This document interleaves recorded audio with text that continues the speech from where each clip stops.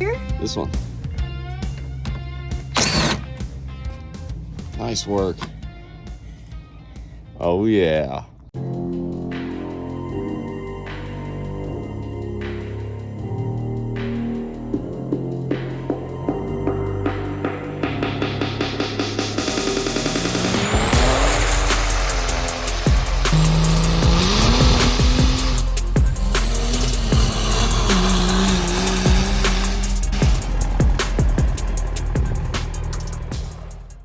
Hey guys, welcome back to the channel. Today, I'm not sure how far we're gonna get. This could be a multi-part series, but it's a family affair. Little man, we got our two puppers and our L5P. As I promised, we have some awesome stuff in the works. Now that awesome stuff is coming to the front, okay? So, as you guys know, we had some upgrades done on this, and now we're ready to really turn it up. First off, shout out to PDD, got us a replacement air filter. Looks killer. I'll give you guys a better close-up, but we did already install it.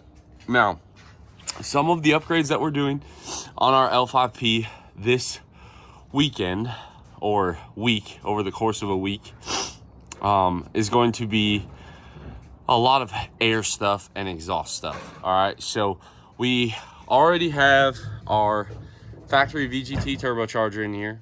We're going to be replacing this with a different turbo, and then we're also going to deal with our up pipe manifold situation. Now, when I was towing, I kept hearing a screeching noise. Now, L5Ps aren't super problematic for a lot of things, but one problem that they do seem to have is the exhaust manifold hardware. They went to an M8 fastener, so it does have a tendency to break. Now, we do have the fix for it, so we are going to go ahead and pull our manifolds and our up pipes off and replace them.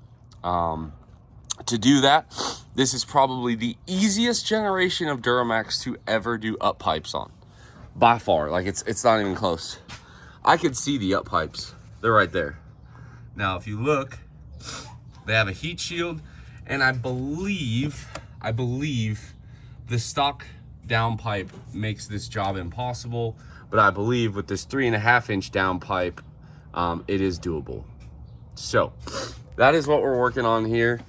And what we have is coolant that needs to get drained, which is unfortunate.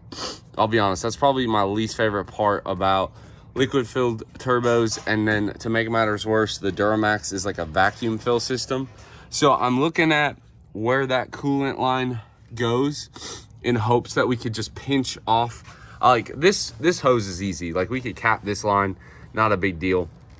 The problem is that lower coolant line, I'm not sure if it goes about, I feel like it's gotta go soft pretty quick down there. So I'm hoping that we can just pinch that off with minimum coolant loss. If we can't, that's gonna suck. We'll have to get a vacuum filler. That's one of the tools that I left at WOT, but no worries.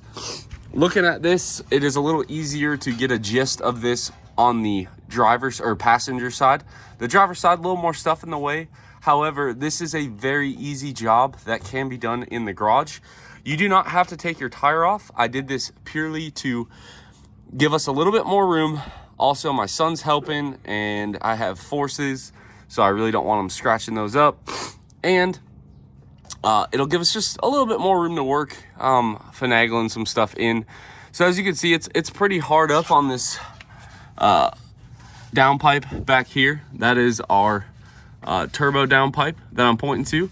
And then this right here is our up pipe. The collector is about right here.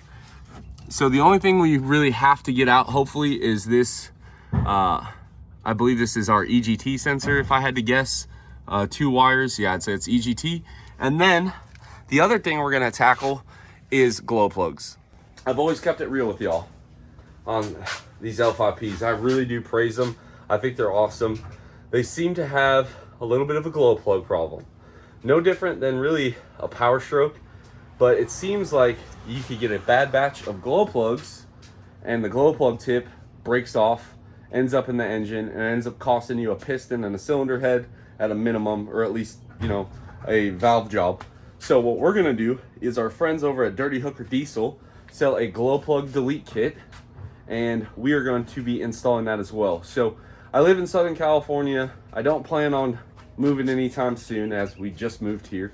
So we are going to go ahead and remove our glow plug system. To do that, you will need a custom tune. Now, I did reach out to the folks at Calibrated Power before I made this video. If you have an emissions on truck and you still want to remove your glow plugs, that is still a viable option for you. You just need to let them know it's not considered a delete device or anything like that. So let's say you live in Southern California, just like I do, your emission system's on and you don't want to deal with the glow plugs, they can tune it with the glow plugs off. It won't throw a check engine light, it won't fail smog, anything else. So just something to keep in mind. Now, to do the turbo on this, we've made our lives a lot easier with certain parts. It's pretty easy. The intake comes off, you get this AC compressor out of your way, you get the intake off, intercooler pipe just kind of, and then this intercooler pipe just kind of, and the turbo is super simple. Now, I know I didn't go into a lot of depth on this when we did certain upgrades, but now that they are done, we'll do our best to kind of give you guys a good rundown. Here is the driver's side. Also, shout out to Chevy, easiest wheel well liners to pull, L5P and late LML. Like, I love them. Everyone hates on the carpet. When you pull them, they're awesome. This also gives us a real good look at the intercooler pipe as well. You guys can kind of see the manifold. Honestly, once you pull this harness, these clips off, this harness kind of sags down. Steering shaft, you unbolt, that falls down, that goes up, and it's honestly, it's very easy to work on even the driver's side on this as far as the exhaust goes. So we already got our WD-40 soaking on all of our glow plugs. I'm gonna hit them again. We do not want to break one of these off, I can tell you that. For upcoming content, we have a fleece cheetah on a 4th gen. I know I've never really covered that. Hopefully you guys will enjoy that. It's for our good buddy Cody. He has the actuator problem. Now, we went with the PPE kit. The nice part about the PPE kit, and honestly, I would say every Duramax L5P manifold I looked at had the EGR port. But what's cool about these, they are emissions compliant. So if you do need a carb number, these actually are legal. There seems to be some misconception with certain vendors on whether or not they could ship this to California. But you know us, we got it done. So here is our driver's side manifold. And as you can see, much different style port, more of an open log. And you'll see this, I've seen factory ones. These are much nicer. We also opted for the coated option. And the cool part about PPE's kit is it comes with everything you need. Up pipes, manifolds, and then it comes with an EGR gasket. It comes with some bolts. It comes with the up pipe bolts, some spacers. It also comes with the up pipe gaskets as well. So the nice part about this whole kit, carb approved, comes with all the hardware and the gaskets. The only hardware it does not come with, however, is new manifold studs. Here's the part number. For some reason, PPE sells them in packs of 10, so you have to buy 2 of them, and then I guess I'll have some spares. But these weren't bad. I think it was like 15, 16 bucks for a kit. So, all in all, I want to say you'd be about $1,500 into these parts. And PPE's gaskets, they're so nice. MLS, very OEM-like for sure. Good quality gasket. Now, I'm not sure which manifold is the one that's leaking, or maybe it's even an up pipe, but we'll take it apart. And again, on this episode, I'm not sure how far we're going to get. We have, Jace, are you excited? Yeah, you going to do some wrenching? So Lil Man's already on the impact. He's cleaning up for us, and we're going to let him do a little wrenching. Sound good? All right. You want to say hi to everyone? All right. And before everybody comes to my comments, my son does not talk very good. He is autistic, nonverbal, but we're working on him. And every day is better, isn't it? Yeah? Yeah. All right, so let's get to work.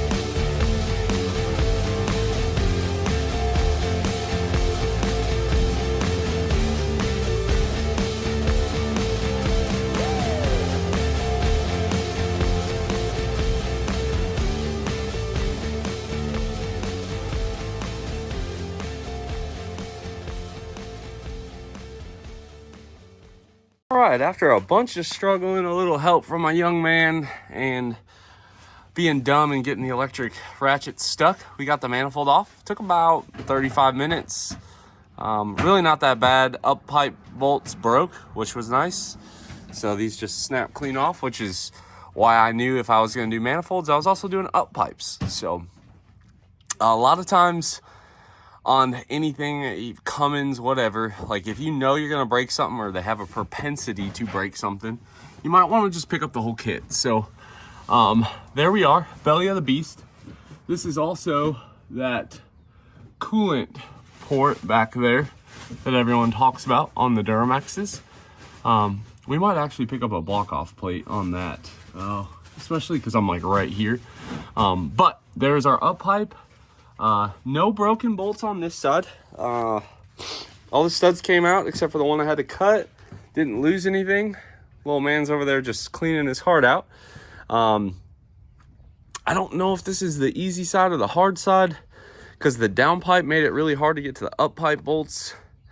But honestly, guys, if you have an L5P, this is not a hard job. We're doing this in the garage, 2-car garage on the driveway. Not bad at all. And like I said, you don't have to take the tires off. I wanted to, but you don't have to. And there she is. Look at that beautiful V8 greatness. Basically factory head studs. Those are those L5P injector connectors everyone complains about that are so hard to get to. I could see the EGR one being the only one. So like this one might be hard, but the rest really don't look that bad. Haven't had to do any yet, but we stay ready. I did not have to remove anything crazy on the downpipe other than this bracket here. Again, if you have the stock downpipe, not sure, and then you guys can look right down there. There's our up pipe bolts. Now, the only problem I foresee us running into is if we snap the bolts off in the pedestal. If that happens, I will be 100% honest, I will order a new pedestal before I drill those out. But that is where we will end up at some point. Now, I'm gonna transfer all these tools over to the other side, get it done. The only difference is the steering shaft is kind of in our way, but again, it's really not that hard. About 35 minutes. That included me getting up, getting tools, cutting the stud that I messed up. And I always like to break these free, bolted to the cylinder head. And now I will put this on the bench and get these broke all the way free. It's easier to work it back and forth in my opinion, but kind of crazy. 93,000 miles, up pipe bolts broke clean off. You guys can already see the different design of the PPE, just being more tubular, so to speak. And yeah, let's take a look at what the other side's gonna give us. All right, passengers or driver's side, excuse me, done. Not too bad. Messed up one stud, but we're replacing them. All the up pipe bolts broke as well on the manifold. So if, let's first say you were just trying to fix the problem, I would buy a new manifold. These are really just like a Cummins, really bad about warping. And here it is. You guys can kind of see the leak. If you look right there, you can also see the leak. So if you were chasing a like drive pressure leak, exhaust leak, you would find that it was right here on this. So this sits here. So it was on this side right here. You can see where all the gasket materials moved out and there's a soot stain. So this was our leak. I'm not exactly sure so this is the third one I've done. It has been the driver's side. Both of the other ones I did were back here, but mine is on the third one back. I'm not quite familiar with the layout, but basically the third one back on the driver's side was my problem. So I don't know if the driver's side. What doesn't make any sense to me is the EGR is on the passenger side. One would think that with it deadheading there'd be more heat, but I don't know. Either way, we kind of heard that leak a little bit. It was a lot easier to hear when we had everything hooked up. So now that it wasn't hooked up, it was kind of masked by a bunch of other sounds, but we got both manifolds off. I would say all in all, about an hour. It took me longer really to get a system down on the passenger side. They're both harder for different reasons. The passenger side was harder because of the downpipe. The driver's side's a little harder because of the heat shield on the up pipe. You got to kind of get some of the bolts from up top and down below.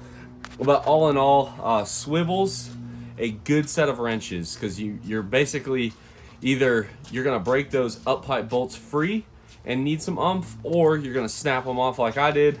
Either way, I don't think it really matters.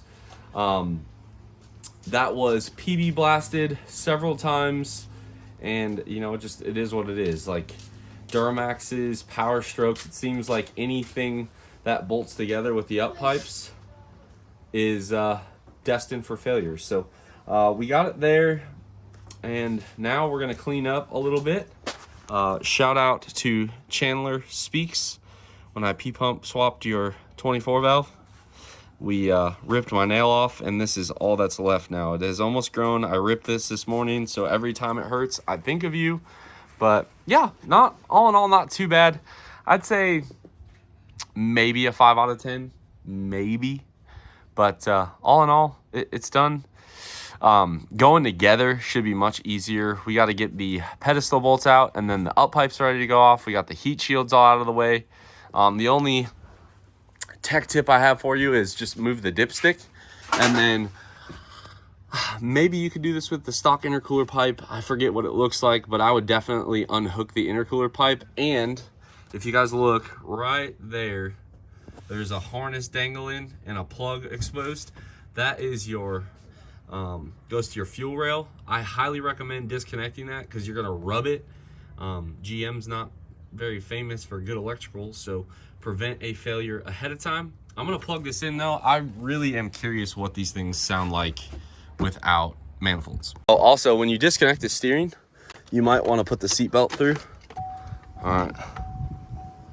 My neighbors are probably gonna be like, WTF. It's probably gonna be wild. It'll be interesting to see if it even like starts.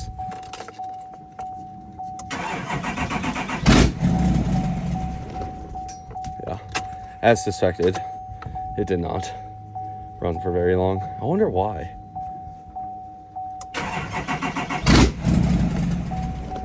What? Okay guys, in an effort to keep the videos kind of clear, concise, somewhat in a good timeline, we're gonna end this one here. We got some plans for the weekend, so I won't pick this back up probably till about Monday. And we also have a pump truck here. God dang, look at how clean this unit is. Look at that old girl. Nothing crazy. Governor Springs DVs. Let me know in the comments if you want a video on that, and I will film it.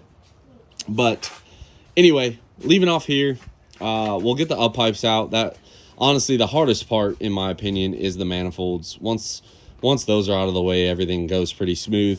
And then I'm gonna put a wrench on the up pipe bolts. If they snap off, instantly order it.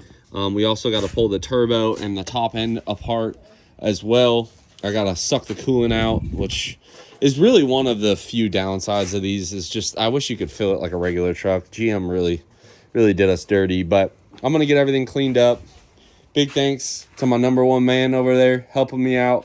I got to put away some powder coated parts and everything else. So it is a struggle, but if you need parts, everything else, we've been drop shipping like crazy, getting people set up with the right parts the first time, and hopefully decent customer service. Because I'm West Coast time, you know, if you need something on the East Coast, it's 8, 9 o'clock at night. It's only 6 o'clock my time. Let me know. Happy to help. And yeah, we'll leave it off here. Good first day of progress, really is. I'm super pumped about that, and I cannot wait to hear this thing fire up with this new turbo, these new up pipes. I'm not sure if it's going to make a difference, but in my mind, in the seat of the pants, it is going to be a ripper. With the turbocharger upgrade alone, we should be right at the max of stock fuel. So right around 675 to 750. We'll say that. So we will probably do some draggy work with this, and see what kind of improvements we have made. I'm super excited. hopefully you guys like this one. Drop your comments down below. Subscribe if you're not already. And as always, guys, I will catch y'all on the next one.